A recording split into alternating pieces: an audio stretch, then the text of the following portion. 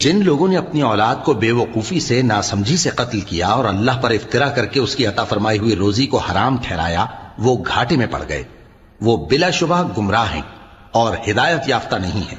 اور اللہ ہی تو ہے جس نے باغ پیدا کیے، چھتریوں پر چڑھائے ہوئے بھی اور جو چھتریوں پر نہیں چڑھائے ہوئے وہ بھی، اور کھجور اور کھیتی جن کے طرح طرح کے پھل ہوتے ہیں، اور زیتون اور انار جو بعض باتوں میں ایک دوسرے سے ملتے جلتے ہیں اور بعض باتوں میں نہیں بھی ملتے۔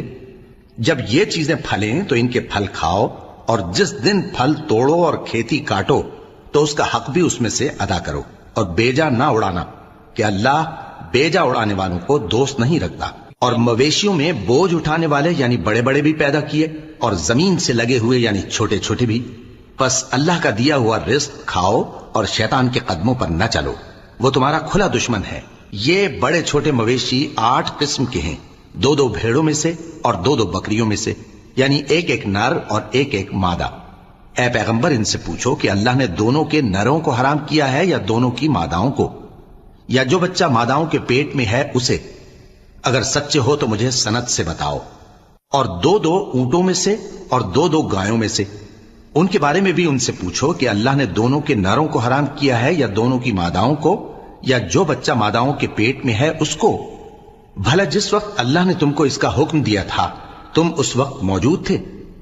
اب اس شخص سے زیادہ کون ظالم ہے جو اللہ پر جھوٹ باندھے تاکہ بے جانے بوجھے لوگوں کو گمراہ کرے؟ کچھ شک نہیں کہ اللہ ظالم لوگوں کو ہدایت نہیں دیتا۔ کہو کہ جو احکام مجھ پر نازل ہوئے ہیں میں ان میں کوئی چیز جسے کھانے والا کھائے حرام نہیں پاتا، بجز اس کے کہ وہ مرا ہوا جانور ہو یا بہتا لہو یا سور کا گوشت، کہ یہ سب ناپاک ہیں، یا کوئی گناہ کی چیز ہو کہ اس پر اللہ کے سوا کسی اور کا نام لیا گیا ہو۔ اور اگر کوئی مجبور ہو جائے لیکن نہ تو نافرمانی کرے اور نہ حد سے باہر نکل جائے تو تمہارا پروردگار بخشنے والا ہے، مہربان ہے۔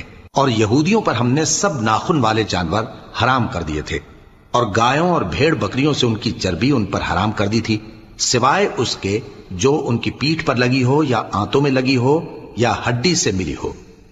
یہ سزا ہم نے ان کو ان کی شرارت کے سبب دی تھی، اور ہم یقیناً سچ کہنے والے ہیں۔ اب اگر یہ لوگ تمہاری تکذیب کریں تو اے پیغمبر کہہ دو تمہارا پروردگار بڑی رحمت والا ہے، اور اس کا عذاب بھی گناہگار لوگوں سے نہیں ٹلے۔